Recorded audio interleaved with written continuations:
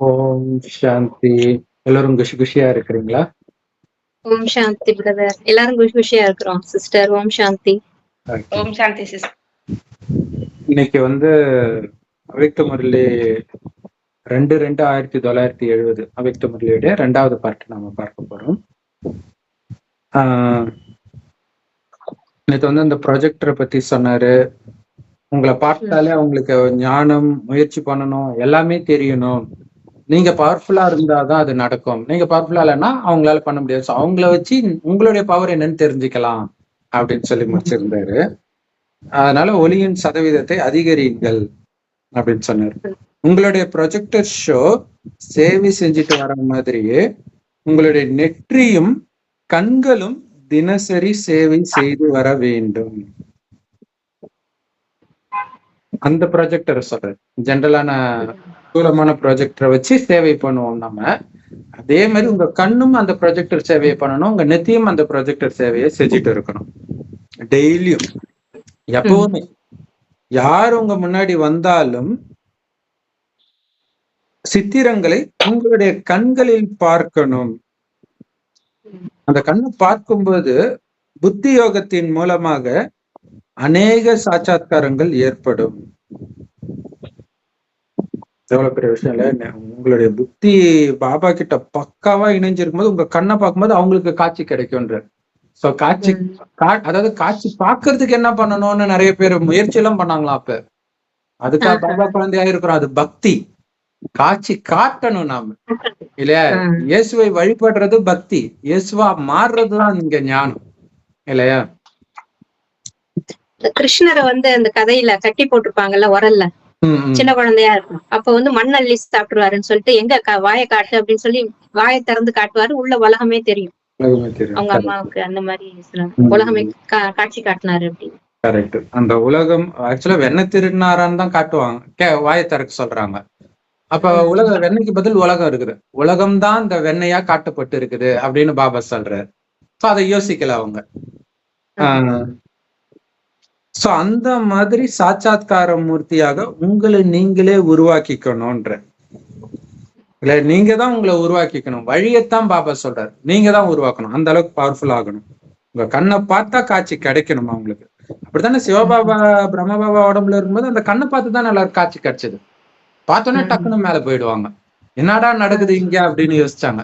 அந்த மாதிரி நீங்களும் ஆகணும்ன்றாரு. யாரு சதா சாட்சி ஸ்திதியில் நிலைச்சிருக்கிறாங்களோ அவங்களால மட்டும்தான் சாட்சாத்கார மூர்த்தி ஆக முடியும். எதானாலும் இதுக்கும் எனக்கு சம்பந்தமே இல்லை அப்படின்னு விலகி இருக்கிறது. சோ இந்த சிஸ்டர் ஸ்டேட்டஸ் போட்டிருந்தாங்க ஒரு வடிவேல் ஜோக்கு. இதுக்கும் நமக்கு என்ன சம்பந்தம், நம்ம என்ன ஏதாவது காரியமா பண்ண போறோம், காட்சி சும்மா வேடிக்கை பார்க்க போறோம்னு அப்படிதான் இருக்கணும்ன்றாரு. எதுவுமே இது கிடையாது. அதான் சாட்சி ஸ்திதி. சினிமா பாக்குற மாதிரி இல்ல. சினிமால யாருக்கு என்னாலும் பதறக்கூடாது. பதறாம தானே பாப்பாங்க. அந்த மாதிரி இருக்கும். ஆனா இப்ப சினிமாவே பதற மாதிரிதான் எடுக்கிறாங்க, எமோஷன் ஆகுற மாதிரி. இன்னொன்னு கூட வடிவேலு ஜோக்ல வரும், சும்மா படுத்து விட்டத்தை பாக்குறது எவ்வளவு சுகமா இருக்கு அப்படின்னு. நம்மளும் விட்டத்தை பாக்குற மாதிரி பரந்தாமத்தை பாக்குறது எவ்வளவு சுகமா இருக்கும் சும்மா படுத்திருக்கும் போது. கரெக்ட். அததான் பண்ணிட்டு இருக்கு. அததான் பண்ண சொல்றாரு பாபா. சும்மா இருங்க. ஆனா இங்க சும்மா இருங்கன்றது புத்தியினால இந்த விஷயத்துல தலையிடாதீங்கன்னு அர்த்தம். மற்றபடி கை கால் மூலமாக செய்யற காரியத்தை பண்ணிட்டு தான் இருப்போம் நாம. சோ அப்படி யாரு சாட்சி ஸ்திதியில எப்பவுமே நிலைச்சு இருக்கிறாங்களோ அவங்கதான் சாட்சாத்கார மூர்த்தி ஆக முடியும். அவங்களுடைய கண்கள் ப்ரொஜெக்டர் ஷோ மாதிரி செயலாற்றும். அவருடைய நெற்றி சதா பிரகாசத்துடன் காணப்படும். அப்ப அந்த பிரகாசத்தோட அவங்க நெத்தி இருக்கிறது தான் பக்தியில வரும்போது அங்க ஏதோ ஒரு ஜொலி போற மாதிரி போட்டு விபூதி நாமம் எதையாவது ஒண்ணு போட்டுறாங்க. அது ஒரு அழகான ஒரு விஷயமாகவும் இருக்குது இல்லையா? நெற்றிக்கண்ணே போட்டிருப்பாங்க. பார்வதிக்கே நெற்றிக்கண் போட்டிருப்பாங்க சில இதுல. பார்வதி தெளிவுபடுத்த முடியாதுல்ல பிரதர். சோ அங்க ஒரு சிம்பிள் வச்சோம்னா எல்லாரும் அதை கவனிப்பாங்கல்ல. அது ஒரு சூட்சமமா இருக்கிறத நம்ம எப்படி காமிக்க முடியும்? இங்க ஒண்ணு இருக்கு அப்படிங்கறத. நீர் இல்லாத நெற்றி பால்னு சொல்லுவாங்க. சோ இங்க நினைவில்லாத நெற்றிப்பாள், நினைவில்லாத பார்வைப்பாள், அதான் கரெக்டானது. ஹோலி பண்டிகைக்கு பிறகு சிலைகளை உருவாக்குகிறார்கள் அல்லவா? தேவதைகளை அலங்கரித்து நெற்றியில் பல்பு பிரகாசிக்கும்படி செய்கின்றனர். ஏன் அப்படி பண்றாங்க? அது எந்த காலத்துடைய நினைவு சின்னம்? இந்த காலத்துக்கானது. பிறகு உங்களுடைய நினைவு சின்னத்தை உருவாக்கிடுறாங்க. ஆகவே ஒவ்வொருத்தருடைய நெற்றியிலும் ஒளி தெரியணும். இங்க பல்பு மாற்ற விஷயம் கிடையாது. அந்த நெத்தியை பார்த்தாலும் அவங்களுக்கு ஒளி தெரியணும்ன்ற இல்ல. அது நம்மளுடைய நினைவு தானோ என்னவோ தெரியல. இப்ப எல்லாமே 2 வீலர் ஆயிட்டாங்களா, போகும்போது நைட்டு பார்த்தா ஃபுல்லா அந்த வண்டியில பின்னாடி இண்டிகேட்டர் லைட்டு அதெல்லாம் பார்த்தா ஏதோ ஆத்மா போற மாதிரியே இருக்குது. இருட்டுல ஒரு 2 வீலர் வரும்போது அந்த ஹெட்லைட் மட்டும் தானே தெரியும். அதே மாதிரி கடைசி காலத்துலயும் நம்மளோட ஆத்மா தான் ஒளிதான் தெரியணும், நம்ம உடம்பே தெரியக்கூடாது அப்படின்னு. ஹில்ஸுக்கெல்லாம் போறப்ப நைட் டைம்ல ஹில்ஸ்ல இருந்து கீழே பார்த்தோம்னா அங்க இருக்கிற கிராமங்களும் அப்படிதான் தெரியும். ஒளி மட்டும்தான் புள்ளி புள்ளியா. இதெல்லாம் நம்ம பிராக்டிஸ் பண்ணிக்கலாம். பிராக்டிஸ் பண்றதுனால வாக்கிங் போகும்போதெல்லாம் அப்படியே அந்த லைட்டா தெரியும் போது அப்படிதான் பிராக்டிஸ் பண்றது. இதெல்லாம் வந்து ஒளிப்புள்ளியா இருக்கிறதெல்லாம் ஆத்மாக்கள் அப்படின்ற மாதிரி. கார்லாம் வருது இல்ல, கார் வருது அப்படின்னு தானே சொல்றோம், அதுல உள்ள மனுஷனையா நம்ம சொல்றோம். அந்த மாதிரிதான் நம்ம உடம்பு வருது, அது உள்ள இருக்கிற ஆத்மா தானே. அதுவும் இப்ப எல்லாம் வந்து நிறைய கன்சர்ட், அந்த மியூசிக் கன்சர்ட், இப்ப ஜான் ஜபராஜ் கன்சர்ட், அங்கெல்லாம் பாத்தீங்கன்னா எல்லாருமே அந்த போன் ஆன் பண்ணிட்டு இப்படி நைட்டு தானே நடத்துறாங்க. அது பார்த்தா ஒளி மட்டும் தெரியும். ஒவ்வொருத்தரும் ஒவ்வொரு ஆத்மா அப்படிங்கிற மாதிரி. ஆனா இதெல்லாம் அவங்க தெரிஞ்சு பண்ணல. ஆக்சுவலா இதுக்கு முன்னாடியே வந்து மெழுகுவர்த்தி வச்சு பண்ணுவாங்க இந்த மாதிரி. ஆளுக்கு ஒரு மெழுகுவர்த்தி வச்சு. அப்புறம் இன்னும் கேட்டீங்கன்னா அந்த மேல்மலைன்னு ஒரு அமாவாசை தான் அங்க ஃபங்க்ஷன் சிறப்பு. நைட்டு ஒரு 9 மணில இருந்து 12 மணி வரைக்கும் நினைக்கிறேன். அப்ப பாத்தீங்கன்னா அங்க எப்படி அந்த வழிபாடுனா, அம்மனை வந்து ஊஞ்சல் ஆட்டுவாங்க. அப்ப வந்து எல்லாரும் கையில வந்து எலுமிச்சம்பழத்தை அது புழிஞ்சிட்டு ஒரு விளக்கு மாதிரி பண்ணுவாங்க இல்லையா. சோ அப்படி பண்ணிட்டு அது மேல வந்து அதான் சூடத்தை திரிய போட்டா தெரியல, அப்படி வச்சு பண்ணுவாங்க. சூப்பரா இருக்கும் பாக்குறது. அப்படி திரும்பி பார்த்தா அப்படி ஜகஜோதியா இருக்கும் எல்லா இடமும். அங்க அம்மன், அப்ப அம்மன் ஆத்ம ஸ்வரூபத்துல இருக்கிறதுனால அவங்க ஆடிட்டு இருக்கிறாங்க. இங்க இவங்களை அறியாமலே பக்தியில அதை பண்ணிட்டு இருக்கிறாங்க. அது எதனால ஆடுறாங்கன்னா இந்த நிலையில இருக்கிறாங்க அப்படிங்கிறது. சோ அதை பார்க்கும்போதுலாம் நமக்கு அவ்வளவு சந்தோஷமா இருக்குது. சோ அதனால அந்த ஹோலி பண்டிகைக்கு பிறகு அப்படின்னு சொல்றாங்க. ஹோலி பண்டிகைக்கு பிறகு சிலையை அலங்கரிப்பாங்கன்னா, அப்ப அதுக்கப்புறம் ஏதோ அந்த காளிய வந்து ஒரு ஃபங்க்ஷன் இருக்கும் இல்லையா, நவராத்திரி, அந்த ஃபங்க்ஷன் வருமோ என்னவோ தெரியல, ஹோலி முடிஞ்சு. ஸோ அப்பதான் அந்த மாதிரி சிலையை வந்து அலங்காரம் பண்ணுவாங்க. ஆக்சுவலா ஒரு பாபா குழந்தை கூட ரொம்ப ஃபேமஸ், ஃபேஸ்புக்ல எல்லாம் பாத்தீங்கன்னா, யூடியூப்ல கூட இருக்கும். அவர் என்ன பண்ணுவாரு, ஹெல்மெட் மாதிரி ஒண்ணு செட் பண்ணி பாபா தலைக்கு மேல அப்படியே அங்க இருந்து கீழே ஒரு பல்பு இங்க வச்சுட்டு உடம்புல ஏதோ பேட்டரி போட்டு வச்சிருக்கிறாரு போல இருக்குது. அப்படியே பப்ளிக்ல எல்லாம் போய் ஞானத்தை சொல்லிட்டு இருப்பாரு. இதோட இங்க பார்க்கும்போது அது காமெடியா இருக்குது. அதேதான் அங்க அலங்காரம் பண்ணி வச்சிருக்கிறாங்க துர்கை. அதனால உங்க நெத்தியில ஒளி தெரியணும் அப்படின்னு பாபா சொல்றாரு. விநாச காலத்திலும் இந்த ஒளி உங்களுக்கு மிகுந்த உதவி செய்யும். சூப்பரான ரகசியம் சொல்றாரு பாருங்க. கெட்ட எண்ணத்துடன் சிலர் உங்களை அணுகுவார்கள். அவர்கள் இந்த உடலை காணாமல் பிரகாசிக்கும் இந்த பல்பையே காண்பார்கள். சோ கடைசி நேரத்துல நம்மை பாதுகாத்துக்கிறதுக்கு தான் இதை சொல்றேன். இவ்வளவு பெரிய ரகசியம் இல்லையா. அதனால்தான் இது இஷாரான்னு சொல்றது. வெறும் சிக்னல் தான். கண்ணை மூடி ஃபாலோ பண்ணீங்கன்னா இதோடைய பலன் அனுபவிக்கும் போது தெரியும். அப்பா பாபா வரலன்னா நம்ம நிலைமை என்ன ஆகிருக்கும் அப்படின்னு தோணும். ஏன்னா இத பிரம்ம பாபா காலத்துல நடந்துச்சு. அவரை கொலை பண்ண வராங்க, கிட்ட வந்தவொடனே வெறும் ஒலிதான் அவனுக்கு தெரியுது. அப்படியே பயந்துடுறான் அவனு. டக்குனு கத்தி கீழே போட்டதான் வந்து அவரை பிடிக்கிறாங்க. சோ அப்ப பாருங்க, அவருக்கு வந்ததுன்னு தெரியல, ஒண்ணும் தெரியல பிரம்ம பாபாவுக்கு. அவர் பாட்டுக்கு கொஞ்சம் ஆத்ம பயிற்சியில இருக்கிறார். இருந்தது அவரை காப்பாத்துது. அவருக்கு காட்சி அந்த மாதிரி தெரிஞ்சிருக்கு. அதே மாதிரிதான் நம்மளுக்கும் ஆத்ம உணர்வுல இருந்தா அந்த காட்சி தெரியும் வர்றவங்களுக்கு. இப்ப தினம் தினம் நியூஸ் எல்லாம் பார்க்கும்போது பாத்தீங்கன்னா அப்படிதான். இப்ப கூட 8வது படிக்கிற பையனை 8வது படிக்கிற இன்னொரு பையன் கூட பெஸ்ட் ஃப்ரெண்டே வந்து கத்தி எடுத்து வெட்டுறான். பென்சில் எடுத்துட்டான்ட்டு இவனுக்கு ஒரு மிஸ் அண்டர்ஸ்டாண்டிங். இவன் பென்சில் காணும், அவன் ஒரு பென்சில் அடுத்த நாள் எடுத்துட்டு வரான், அது இதே மாதிரியே இருக்குதுன்ட்டு அவனுக்கு ஒரு சந்தேகம் வந்துருச்சு. அது ஒரு பிரச்சனையா அவங்க பேசாமலே 1 மாசம் இருந்திருக்கிறாங்க. இன்னைக்கு அது இல்லாம இவன் வந்து கேலி பண்ணிக்கிட்டே இருப்பாங்க போல இருக்கு, அந்த பசங்க பண்ணுவாங்க இல்லையா. சோ அது அவனுக்கு ரொம்ப ட்ரிகர் ஆகி இருக்கும்போது அவன் முடிவோடவே கத்தி எடுத்து போயிருக்கான். இத்தனைக்கும் இங்கிலீஷ் மீடியம், பிரைவேட் ஸ்கூல், பெரிய ஸ்கூல், திருநெல்வேலியில பெரிய ஸ்கூலுக்குள்ள இருக்குது, ரோஸ்மேரின்ட்டு. எப்படிதான் எடுத்துட்டு போனான்னு தெரியல.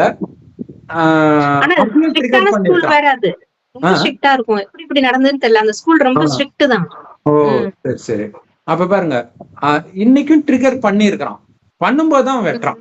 அப்ப பாருங்க, அந்த கடைசி நேரம் வரைக்கும் பாதுகாக்கிறதுக்கு கடைசி நேரத்துல மாறி இருந்தா கூட மாத்திடலாம், ஆனா பழக்கம் மாறாது அவ்வளவு சீக்கிரம். அதான் பிரச்சனையே. அதுக்குதான் அமைதியா இருந்திருந்தா கூட அவன் செஞ்சிருக்க மாட்டான். கொஞ்சம் கொஞ்சமா ட்ரிகர் ஆயிட்டு வந்துட்டு கடைசியில ஒரு பாயிண்ட்ல இது பண்ணிட்டான் இல்லையா. இவங்க கொஞ்சம் அமைதியா படிக்கிற பையன் தான் அந்த வெட்டன பையன், ரொம்ப நல்லா படிக்கிற பையன் தான், ஸ்போர்ட்ஸ்லயும் பக்காவா இருக்கிறவனா.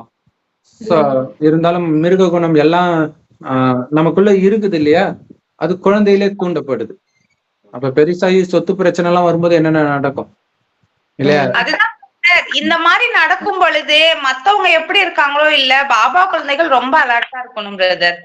உலகத்துல நடக்கிறதெல்லாம் பார்த்துட்டு நமக்கு அப்பா கிடைச்சிருக்காங்க, ஸ்ரீமத் குடுக்கறாங்க, நம்ம எந்த அளவுக்கு நம்மள சேஃப்டி பண்ணிக்கணும், அதுக்குதானே அப்பா இவ்வளவு போராடுறாங்க. அத நம்ம யோசிச்சு பாக்கணும். அதனால ஒவ்வொருத்தருடைய நெத்தியிலும் ஒளி காணப்படணும். அப்பதான் கடைசி நேரத்துல அந்த ஒளி மட்டும்தான் மத்தவங்களுக்கு தெரியும். மிகுந்த பிரகாசமான ஒளி கண்கூச செய்யும் போது சிறிது நேரத்திற்கு அவங்களுக்கு வேற எதுவுமே தெரியாதுன்ற. இப்ப மின்னல் விழுந்து அந்த இடி விழுதுன்னு சொல்றாங்க இல்லையா, அது விழுந்து நீங்க பாத்தீங்கன்னா அப்படியே பகல் மாதிரி இருக்கும், ஆனா ஒண்ணுமே தெரியாது உங்களுக்கு. அப்படியே பயந்துட்டு கொஞ்ச நேரத்துக்கு ஒண்ணுமே தெரியாது, அந்த மாதிரி தெரியும். அந்த மாதிரி தெரியும்ன்றாரு கட்சியில. அப்படிதான் பிரம்ம பாபாவுக்கு ஆச்சு. பிரம்ம பாபாவை கொலை பண்ண வந்தவனுக்கு அப்ப வேற எதையுமே அவனால பார்க்க முடியாது. அவ்வாறே உங்கள் கண்கள் ஒளி மிகுந்த பிரகாசமாக இருந்தால் உங்களுடைய தேகத்தை பார்த்தாலும் அது அவர்களுடைய பார்வையில் படாது. இது ஆக்சுவலா வள்ளலாரையே சொல்லுவாங்க. அவர் பேரே வந்து அருட் பிரகாச வள்ளலார் தானே சொல்றாங்க, பிரகாசமாக இல்லையா. அந்த ஒளி உடல்ல இருந்திருக்கிறாரு கொஞ்ச நாள். கரெக்ட். அவரை வந்து போட்டோ எடுத்தா போட்டோல விழல அப்படி எல்லாம் சொல்றாங்க. அது அவர் அதுக்கு பிராக்டிஸ் பண்ணிருக்காரு. சொல்லுவாங்கல்ல, அன்னமய கோஷம், பிராணமய கோஷம், மனோமய கோஷம், விஞ்ஞானமய கோஷம், ஆனந்தமய கோஷம் 5 இருக்குன்னு சொல்லுவாங்க. அந்த 6 ஒண்ணு சுத்தி இருக்குன்னா நம்ம அதுல ஒண்ணு எடுத்து அவர் பிரைட் ஆக்கி இருக்கிறாரு. இந்த விஞ்ஞானமய கோஷம், ஆனந்தமய கோஷம்ங்கிறதா ஆத்மா. அதெல்லாம் தெரிஞ்சிருக்கு ஓரளவு. பரமாத்மாவை பத்தி மட்டும் தெரியாது, ஆத்மா பத்தி எல்லாம் புரிஞ்சிருக்கிறாங்க. உடம்ப பத்தியே தானே அவங்க ரிசர்ச் பண்ணிருக்கிறாங்க. அதுல வந்து ஒளி உடலை வந்து அவர் கொண்டு வந்திருக்கிறாரு வெளியில தெரியற மாதிரி. இப்ப பாபா சொன்னதுதான், கடவுளை நினைச்சு தியானம் பண்ணும்போது அந்த ஒளி உடலை வந்து ரொம்ப பிரகாசமாகும். சித்தர்கள் முனிவர்களுக்குமே அந்த ஆறாலாம் ரொம்ப பிரைட்டா ரொம்ப தூரத்துக்கு வரைக்கும் இருக்கும். அதனாலதான் காட்டுல அந்த அனிமல்ஸ் எல்லாம் பக்கத்துல வராது. சிங்கம் புலி இருந்தா கூட அவர் அடிக்கணும்னு தோணாது, அமைதியாயிடும். அவரோட ஆரோக்குள்ள வந்தாலே அமைதியாயிடும். அந்த அளவுக்கு கடவுள் இல்ல. தவத்துல இருக்கும்போது ரமண மகரிஷி இருந்த கொகையிலே சிங்கம் இருக்குமா. சோ அந்த எண்ணமே வராம இருந்திருக்கு பாருங்க. நம்மளுடைய எண்ணம் உள்ள என்ன இருக்குதோ அது வெளியில தெரியுது. அப்ப உங்க அவங்க காட்டுக்குள்ள போய் தியானம் பண்றாங்க, விலங்குகள் தீண்டல. இங்க மனிதர்கள் வீட்டுக்குள்ளேயே பாசமா வளர்க்கறாங்க, வளர்க்கறவங்களையே கடிச்சிடுது. கரெக்ட். இவங்களோட குணம் அப்படி, இவங்களோட அசுர குணம் வெளிப்படும் போது அதுக்கும் தூண்டப்படுது அசுர குணம். கரெக்ட். வளர்த்தவங்களே கடிக்குதுன்னா அப்புறம் மத்தவங்க எல்லாம் கேட்கவே தேவையில்ல. சோ அந்த நேரத்துல உங்க கண்கள் ஒளி மிகுந்த பிரகாசமா இருந்தா உங்க தேகத்தை பார்த்தாலும் அவங்க பார்வையில அது படாது. தேகத்தையே காண முடியாவிட்டால் அவர்களுடைய தமோ குண திருஷ்டி மற்றும் மனோபாவம் அழிந்துவிடும். பாபா நமக்கு சூக்ஷ்மமான புர்கா கொடுக்கிறார் இல்லையா. அது அந்த நேரத்துக்கு தான் வேலை செய்யும், தவறானவர்கள் வரும்போது வேலை செய்யும். ஏன்னா இப்ப முஸ்லிம்கள் புர்கா போட்டாலும் இச்சையா பாக்குறது இல்லைன்னு எப்படி சொல்ல முடியும் இல்லையா. சோ அப்ப இங்க வந்து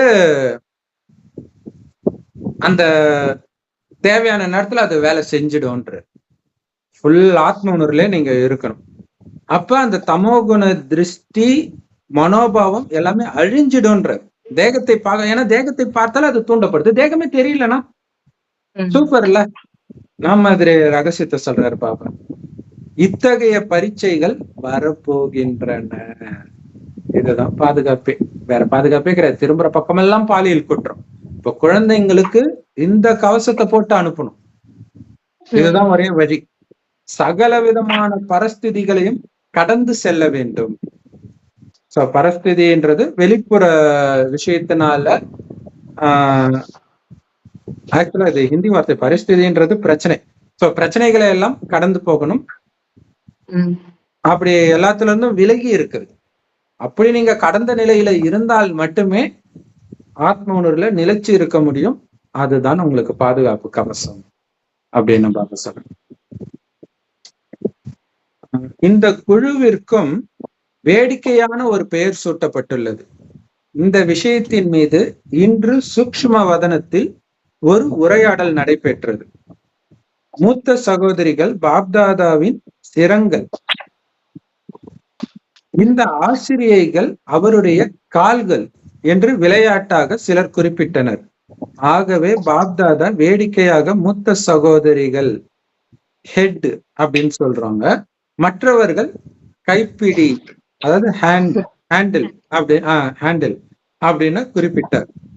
ஒரு மோட்டார் இந்த கைப்பிடி இல்லையில் வேலை செய்யாது. கைப்பிடி மூலமாகவே ஒரு மோட்டாரை ஸ்டார்ட் செய்ய முடியும். இவ்வாறு இந்த ஹெட்டும் கைப்பிடி மூலமாகவே சேவை செய்ய முடியும். ஆகவே இந்த குழு கைப்பிடி குழுவாகும். இந்த கைப்பிடி இல்லாமல் ஹெட் எந்த காரியத்தையும் செய்ய முடியாது. சோ பாபா சொல்றது வந்து பைக் சொல்றாருன்னு நினைக்கிறேன். கையால தானே இது பண்ணுவாங்க, அது சொல்றதுல இருக்கு. சோ அதனால உங்களுக்கு வந்து அப்ப கைப்பிடி இல்லாமல் ஹெட்னால எதுவும் பண்ண முடியாது இல்ல. கீழே இருக்கிறவங்க யாருமே இல்லைன்னா இன்சார்ஜ் மட்டுமே போய் சேவை பண்ண முடியாது.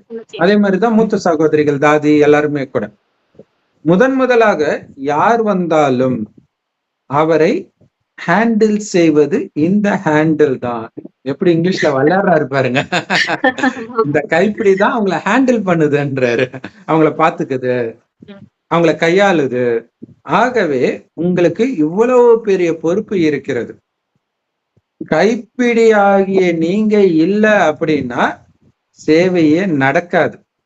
ஆனால் இந்த கைப்பிடி ஒருபோதும் ஹெட்டை கட்டுப்படுத்த முயலக்கூடாது. ஹெட்டுக்கு கரங்களாகவே நீங்கள் இருந்து வர வேண்டும். அப்புறம் உலகில் இது மாதிரி நாங்க இல்லாம எப்படி இயங்கும் அப்படின்ற மாதிரி அது பண்ணக்கூடாது. ஏன்னா சொர்க்கத்துல இந்த மாதிரி எண்ணமே வராது இல்ல. அவங்களுக்கு மரியாதையை நீங்க கொடுத்துருங்க. அவங்க காரியம் செய்யறாங்க செய்யல, அது பிரச்சனை கிடையாது. ஆனா அவங்கள வந்து நீங்க டாமினேட் பண்ணக்கூடாது. அந்த பணிவு முயலக்கூடாது. தலைமைக்கு பணிவு வேணும். கரெக்ட். அவங்களுக்கு ஒண்ணுமே தெரியல. அவங்களுக்கு என்ன தெரியுது? இப்ப நம்ம, அதாவது உங்களுக்கு தெரியும் இல்ல, நீங்க இப்போ என்னவா இருக்கிறீங்க அதை மட்டும் தான் நம்ம பண்ணணும். இப்ப அவங்கள டாமினேட் பண்ணீங்கன்னா நாளைக்கு நீங்க வந்தீங்கன்னா உங்களுக்கு அந்த நிலைமை ஆயிடும் இல்லையா. தேவையான நேரத்துல உங்களுக்கு மேல வைக்கணும்னா அது பாபா பாத்துக்குவார். மற்றபடி நீங்க டாமினேட் பண்ண முயலக்கூட கூடாதுன்றது, அந்த எண்ணமே வரக்கூடாது. ஹெட்டுக்கு கரங்களாகவே நீங்கள் இருந்து வர வேண்டும். பாப்தாதாவிற்கு வலது கரங்களும் உள்ளன, இடது கரங்களும் உள்ளன. வலது கரத்திற்கு அதிக பலம் இருந்தாலும் அது கரம்தான், சிரமாவதில்லை. எவ்வாறு ஹேண்டில் செய்ய வேண்டும், எவ்வாறு பாப்தாதாவிற்கு வலது கரம் ஆவது என்பதை அறிய நீங்கள் இங்கு வந்திருக்கிறீர்கள். இந்த குழுவுல உள்ள ஒவ்வொருவரும் அதிசயத்தை நிகழ்த்த வல்லவர்கள். சேவையில் வெற்றியை ஏற்படுத்த முடியும் அப்படின்னு பாப்பா சொல்றாங்க. சோ மீதியை நம்ம அப்புறம் பார்க்கலாம். சோ மெயினா வந்து வலது கரங்கள் கொஞ்சம் தான் இருக்கு பிரதர், ரொம்ப இல்ல, சின்னதுதான். சரி, ஓகே, முடிச்சிடலாமா? இப்ப டைம் இருக்கா உங்களுக்கு? சரி, ஓகே. சோ அப்ப வலது கரம் என்னதான் ஸ்ட்ராங்காக இருந்தாலும் கூட கை தானே, அது தலை கிடையாது இல்ல அப்படிங்கிறது. அதை புரிஞ்சுக்கணும்ன்றது. சோ இது வந்து அழகா மகாபாரதத்துல இருக்கும். மகாபாரதத்துல வந்து அவர் பேர் என்ன, விதுரன். பாண்டவர்களுடைய அப்பா பாண்டு, கௌரவர்களுடைய அப்பா திருதராஷ்டிரன். சோ இவங்க அண்ணன் தம்பி. கடைசி தம்பி தான் விதுரன். ஆனா விதுரன் வந்து வேலைக்காரிக்கு பிறப்பாரு, மத்தவங்க வந்து அம்மாவுக்கு பிறப்பாங்க. சோ அப்ப ஆனா இவங்க 2 பேரையும் விட பயங்கர புத்திசாலியா விதுரன் தான் இருப்பாரு, வேலைக்காரிக்கு பிறந்தவர் தான் இருப்பாரு. அப்ப இவரு நினைச்சா ஓவர்டேக் பண்ணிட்டு வந்துடலாம்ல. அது மட்டும் இல்ல, ஒரு டைம்ல அவர் இறந்தும் போயிடுறாரு பாண்டு மகாராஜா. ஏன்னா பாண்டு மகாராஜா ராஜா ஆனதுக்கு காரணமே திருதராஷ்டிரம் தான். அண்ணன் தான் ஆகணும். ஆனா அண்ணனுக்கு கண்ணு தெரியலன்னு தான் இவர் ஆகுறாரு. இப்ப பாண்டு மகாராஜா வந்து இறந்துடுறாரு. இறக்குறத கூட விட்டுருங்க, இறக்குறதுக்கு முன்னாடியே கூட ஒரு முனிவரை கொண்டுட்டாரு, காட்டுக்கு போறாரு, அந்த கொலை பண்ணதுக்கு பிராயச்சித்தம் பண்ணுன்ட்டு போறாரு. அப்ப கூட குருடனுக்கு ஏன் கொடுக்குற, எனக்கு கொடுன்னு அவர் கேட்கல. அவருக்கு வந்து ஏதோ ஒரு பதவி நீங்க இது பண்ணலான்னு போது, இல்ல என்னுடைய லிமிட் எனக்கு தெரியும், அதை நான் தாண்ட மாட்டேன் அப்படிங்கிறார். சோ அதை தாண்டணும்னு நினைக்கும் போதுதான் உலகம் மோசமாகுது. சோ அதுக்குதான் பாபா நம்மளுக்கு அழகா ட்ரைனிங் கொடுக்குறாரு. அதே மாதிரி இறந்த பிறகும் அவர் அபகரிக்க நினைக்கல, எதுவுமே பண்ணல, எல்லாத்துல இருந்தும் விலகிடுறாரு கடைசியில. அந்த விலகி இருக்கிறனால தான் அவர் ஜெயிக்கிறார். அதான் அங்க விஷயமே. அதனாலதான் அவர் புத்திசாலி. விலகி இருக்க, ஏன்னா இந்த பக்கம் போனாலும் பிரச்சனை, அந்த பக்கம் போனாலும் பிரச்சனை. ஏன்னா விதுரனுடைய கேரக்டர் தான் நம்ம பாபா குழந்தைங்க பண்ணணும். ஏன்னா பாபா சொல்லியிருப்பாரு, இப்ப உங்களுக்கு ஒரு பெரிய பதவி, அமெரிக்க ஜனாதிபதி அந்த மாதிரி பதவி கிடைச்சா கூட நீங்க ஏத்துக்குவீங்களான்னு பாபா கேட்பாரு. ஏன்னா நமக்கு தங்க நாற்காலி சத்தியுகத்துல இருக்கு, நமக்கு எதுக்கு இங்க முள்ளு நாற்காலின்ற, இங்க எப்படி சந்தோஷமா இருக்க முடியும்? அது நமக்கு ஒரு டெஸ்ட் பேப்பர் தான். அது அப்படியே வந்தாலும் ரிஜெக்ட் பண்றவங்க தான் அங்க சொர்க்கத்துக்கு போக முடியும். சோ ஏன்னா இங்க யாரையும் வந்து நம்மளால ஹேண்டில் பண்ண முடியாது. ஏன்னா இது நம்மளுடையதே கிடையாது. நம்ம ராஜ்யம் நம்ம சொல்றதை கேட்கறதுக்கு விலகி இருக்கிறது தான் இங்க எல்லாமே. எதுவுமே வேணாண்டா அப்படின்ட்டு அமைதியா இருக்கிறது தான். ஒவ்வொருவரும் அதிசயத்தை நிகழ்த்த வல்லவர்கள், சேவையில் வெற்றி ஏற்படுத்த முடியும் உங்களால. ஆனா கரம்தான் நான்ன்றத புரிஞ்சுக்கணும். மேல இருக்கிறவங்களை அபகரிக்கிறது இதெல்லாம் மற்ற எல்லா இயக்கத்திலயும் நடக்கும், இங்க மட்டும்தான் நடக்கல. இதுதான் பெரிய விஷயம். அப்படியே சீனியாரிட்டி படி மட்டும்தான் வருது பதவி. அவங்களுக்கு 100 வயசா இருக்கட்டும், நாளைக்கே இறக்குற நிலையில கூட இருக்கட்டும் இல்லையா? ஏன்னா ஜானகிதாதி சரீரத்தை விடும் பொழுது ஆக்சுவலா ஜானகிதாதிக்கு இந்த பதவி கிடைக்கும் போதே அவங்களே ரொம்ப வயசானவங்க தான். அப்பயே 90 வயசுக்கு மேலதான் அவங்க. அதே மாதிரிதான் இவங்களுமே ஜானகிதாதி சரீரம் விட்ட பிறகு இவங்களுமே ரொம்ப வயதானவர்கள், 95 அந்த மாதிரி இருந்தவங்க தான். இப்ப சரீரம் விட்டுருக்காங்க. சரி இவங்க என்ன பண்ண போறாங்க வந்து அப்படின்னு நினைக்கல பாத்தீங்களா? இதுதான் அங்க பெரிய விஷயம். உலகத்துல எங்கேயுமே இது நடக்காது, இங்க மட்டும்தான் இது நடக்கும். அதை அபகரிக்கணும் இல்ல, அவங்க உயிரோட இருக்கிற வரைக்கும் அவங்கதான். அதுக்கப்புறம் தான் மற்றதை பற்றி யோசிக்கிறேன். சூப்பர். அது ஆனா இன்னைக்கு அரசியல்லாம் அப்படியா இருக்குது.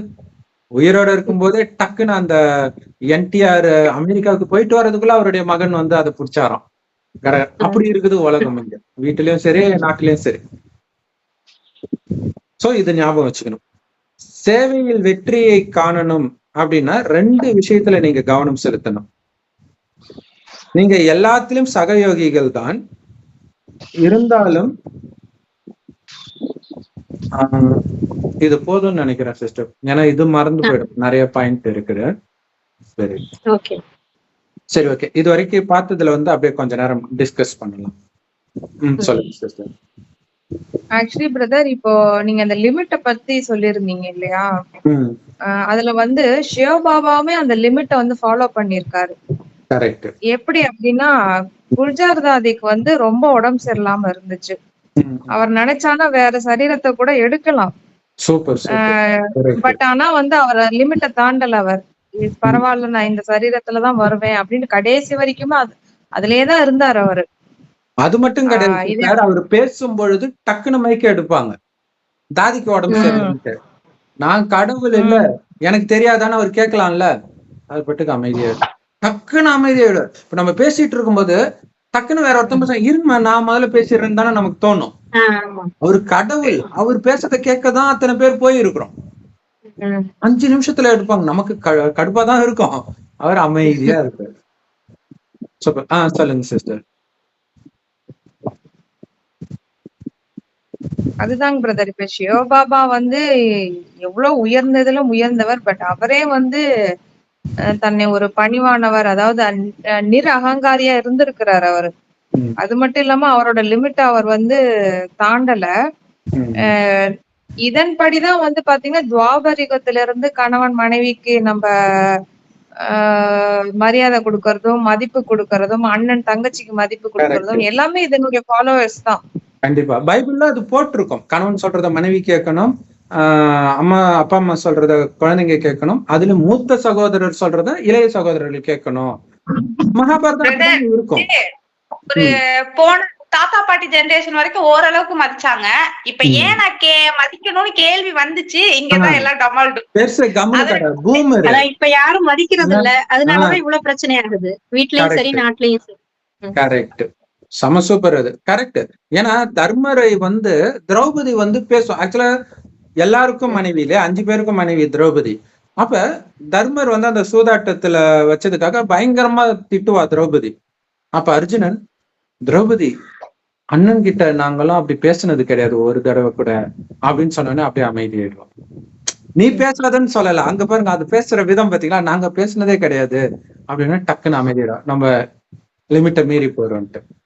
அது ஒரு சூப்பரான பாயிண்ட், நிஜமா செம பாயிண்ட். அது கரெக்ட். பைபிள்ல அப்படி ஏன் நம்ம பொறுத்து போகணும்னு நமக்கு யாரும் சொல்லி தரல, அதை மீறினா என்ன நடக்கும்னு யாரும் சொல்லி தரல. அதனாலதான் வந்துட்டு நமக்கு இவ்வளோ பிரச்சனைகளுக்கு காரணம். Super super. கேட்கணும் எல்லாரும்.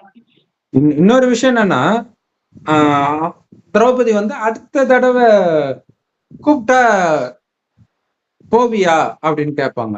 அப்ப தர்மர் சொல்லுவாரு, பெரியப்பா கூப்பிட்டா நான் போய் தான் ஆகணும்.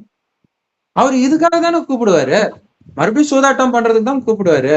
இல்ல நான் போய் தான் ஆகணும், பெரியவங்க சொன்னா போய் தான் ஆகணும்னு. சோ அப்ப திரௌபதி சொல்லுவாங்க, சரி எங்களை வந்து நீ பணம் வைக்காம இருக்கணும், சரி அந்த உறுதி நான் கொடுக்குறேன் அப்படின்னு.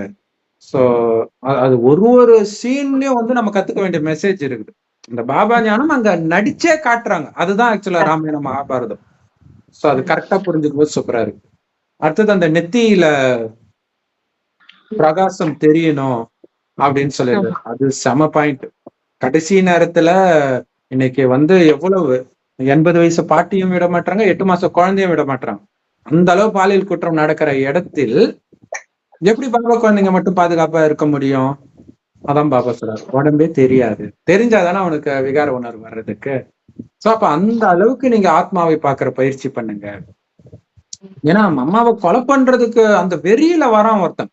தூய்மை பிரச்சனை மனைவிக்கும் அவனுக்கும். இதுக்கு காரணம் அந்த அம்மா தானே. நான் வரன்ட்டு வந்து எங்க அவங்கன்னு கேட்டுட்டு சேரு எல்லாத்தையும் தூக்கி போட்டு உடைச்சிட்டு எல்லாரும் அமைதியா இருக்கிறாங்க. அவனே மாடிக்கு போயிடுறான், மம்மா ரூமுக்கு போயிடுறான்.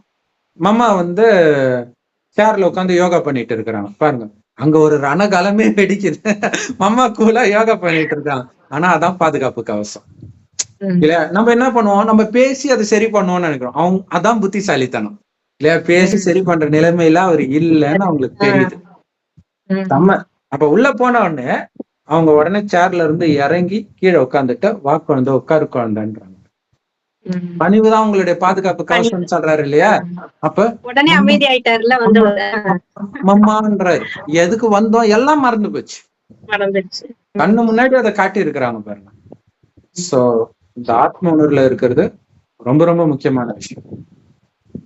இதுல பிரதர் நிறைய பேர் வந்து கேட்பாங்க, நீங்க அதாவது எனக்கு தெரிஞ்ச ஒரு பிரதரே கூட கேட்டிருந்தாரு, பிரம்மா குமாரி எல்லாம் வந்து நீங்க வந்து சத்தியுகத்தெல்லாம் எல்லாமே கிடைக்கும் அப்படின்னு சொல்றீங்க, இப்போ ஒண்ணும் கிடைக்கிற மாதிரி எங்களுக்கு ஒண்ணும் தெரியல அப்படின்னு சொல்லி இருந்தவங்களுக்கு இது ஒரு மிகப்பெரிய எச்சரிக்கை.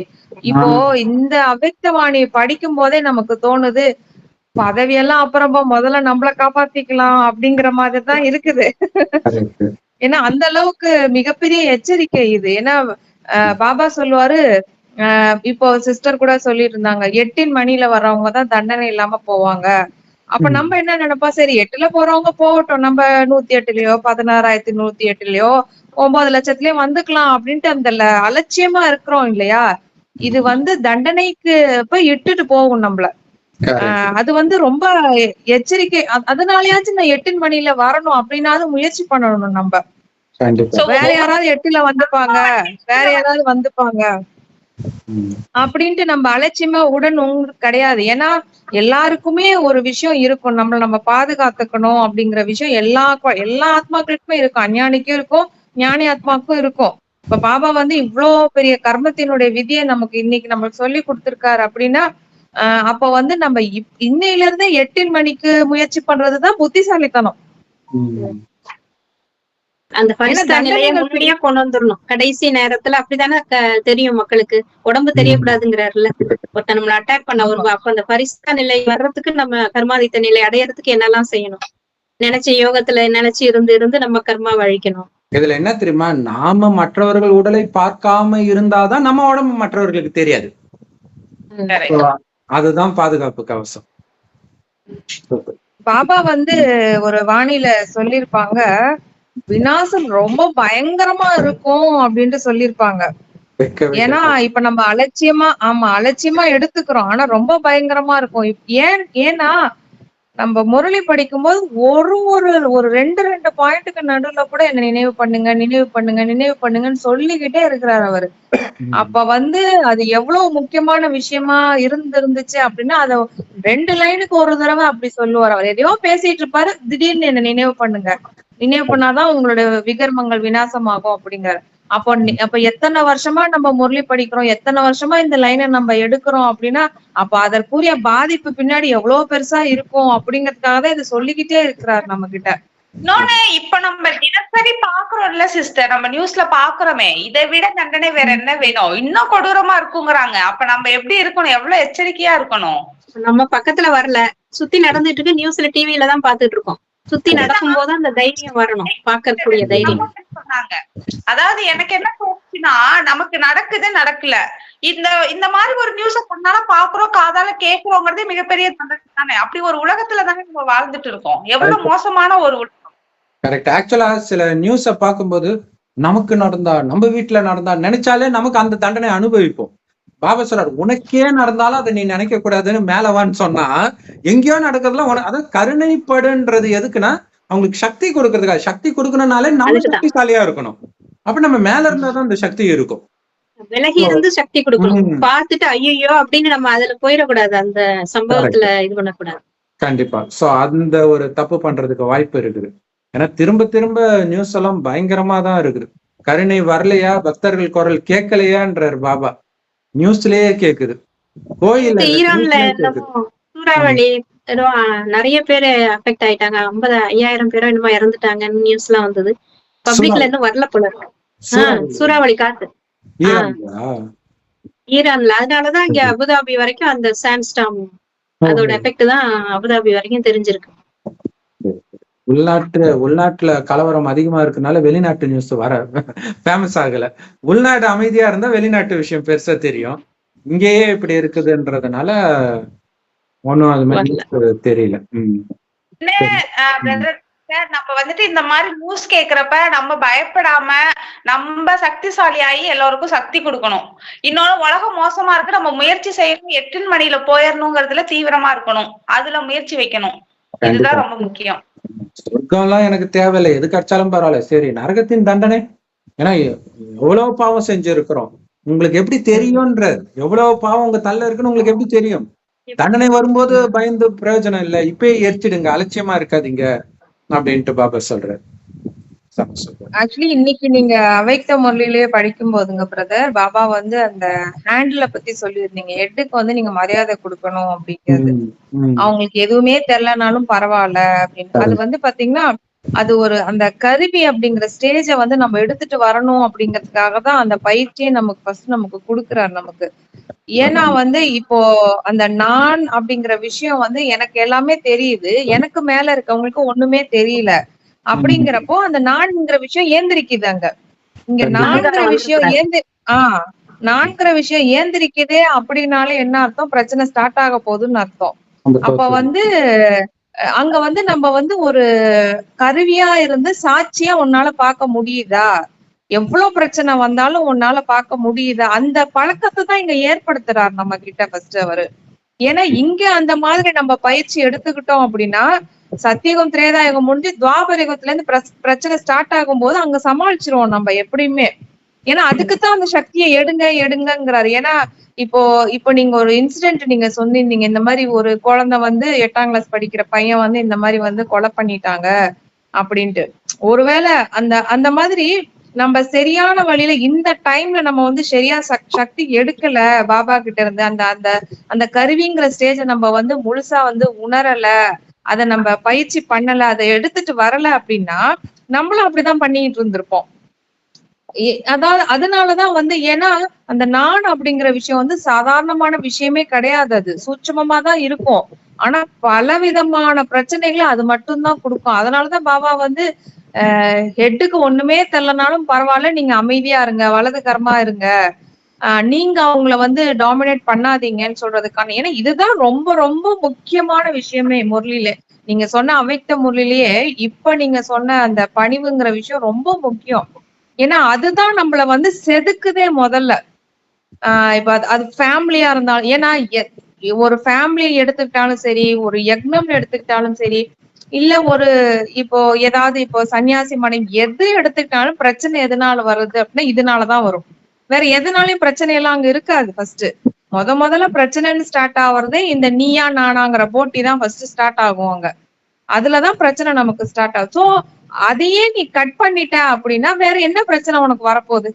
இங்க கருவின்னு நம்ம நினைக்கிறோம், கருவியாவே நம்ம ஆகிட்டோம் அப்படின்னா நம்மளுக்கு அத சொல்லுவாங்களே, அந்த ஒளியாகவே நம்ம ஆகிட்டோம் அப்படின்னா உனக்குன்னு என்ன இருக்கு? ஒண்ணும் கிடையாது, நீ அமைதியா இரு, அவ்வளவுதான், முடிஞ்சிருச்சு அப்படின்னு நம்ம இருந்துட்டோம் அப்படின்னா என்ன பிரச்சனை நமக்கு அனுபவம் ஆக போகுது?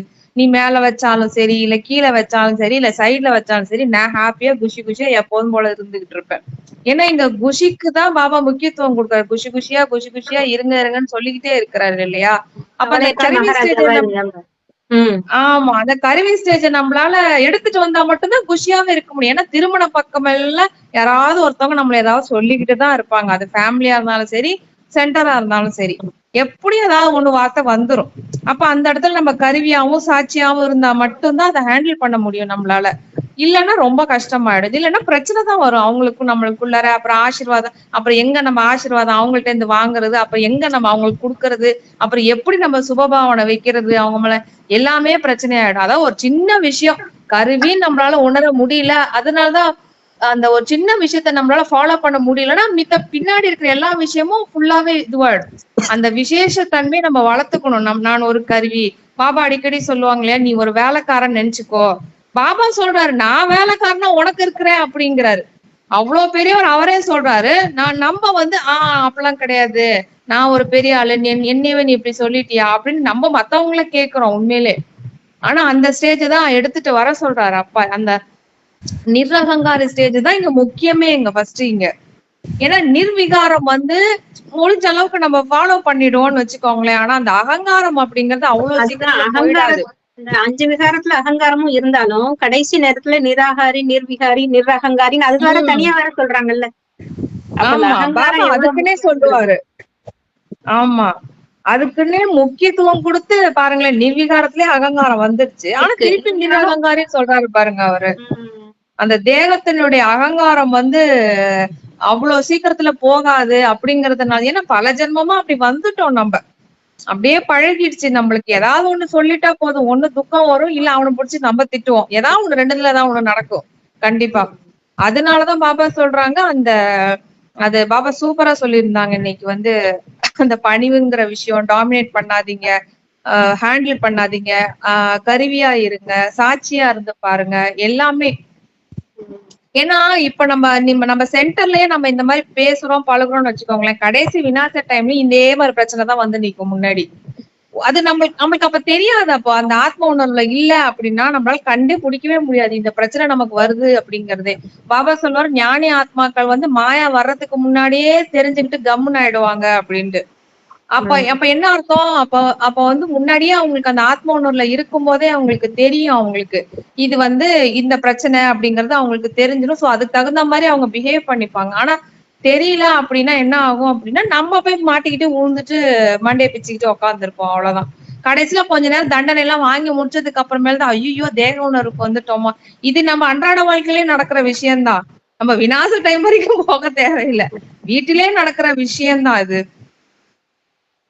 இது பாத்தீங்கன்னா ஆக்சுவலா பிரம்மா பாபா வந்து ஏதோ ஒரு இடம் தட்டுப்பாடு வருது, ஒரு டைம்ல இடம் ஷிஃப்ட் பண்ணோடனே, அதனால கட்டில் இடத்த அடிச்சிட்டு இருக்குதுன்ட்டு அந்த கட்டிலுக்கு கீழே வேற ஒண்ணு கட்டிலோ டேபிளோ ஏதோ ஒண்ணு தள்ளி விட சொல்றாரு. அப்ப வந்து இவங்க ட்ரை பண்ணிக்கிட்டே இருக்கிறாங்க மத்தவங்க. அப்ப ஒரு சிஸ்டர் வந்து சிரிக்கிறாங்க, பாபா அதுக்குள்ள அது போகாது பாபான்னு சிரிக்கிறாங்க. அதுக்கப்புறம் பாபா வந்து அது வேற ஏதோ பண்ண சொல்லிட்டாரு. அதுக்கப்புறம் அடுத்த நாள் வந்து மம்மாவை அந்த சகோதரி சந்திக்கும் போது, நீ ரொம்ப புத்திசாலியா இருக்கிற அப்படின்னு மம்மா சொல்லி இருக்கிறாங்க. உடனே மம்மா இப்படி சொல்ல மாட்டாங்களே, ஏன் மம்மா அப்படி சொல்றீங்க அப்படின்னு கேக்குறாங்க. அப்ப அவங்க சொன்னாங்களாம், அதாவது பாபா ஒண்ணு சொல்றாரு அப்படின்னா முதல்ல நம்ம பண்ணணும், ஃபாலோ பண்ணணும், கண்ணை மூடிட்டு நம்ம அதை ஃபாலோ பண்ணணும். அதுக்கப்புறம் வரலன்னா அவங்க எடுத்து போட்டு போறாங்க. இது வந்து ஆக்சுவலா அங்க எப்படி திரௌபதி கிட்ட நாங்க அண்ணனை எதிர்த்து பேச மாட்டோம்னு சொன்னோமோ, அதே மாதிரி இந்த விஷயம் தான் அங்க கதையில வெளிப்பட்டு கதையில வருது. அப்ப உனக்கு புத்தி அபிமானம் இருக்குதுன்னு சொல்றாங்க. நீ புத்திசாலின்னு சொன்னதுடைய அர்த்தம் என்ன? புத்திக்கு அபிமானம் இருக்குது, அது இருக்கக்கூடாது அப்படின்னு சொல்றாங்க. சோ சம பாயிண்ட் இன்னைக்கு. சோ பாபா சொன்ன பாயிண்ட் இல்லாம இதுவும் ஆக்சுவலா பாபா சொன்னதுலேதான் அது வருது. பட் விஸ்தாரமா இருக்கும்போது இது எல்லாமே நம்ம மைண்ட்ல ஆழமா பதியும். ஸோ அதனால நம்ம கம்மியா எடுத்துட்டு அதுல இருந்து சிந்தனையும் பண்ணிட்டு போகும்போது அது நல்லாவே மைண்ட்ல பதியும். ஸோ ஓம் சாந்தி. Thank you, brother. Thank you, sisters. Thanks for all.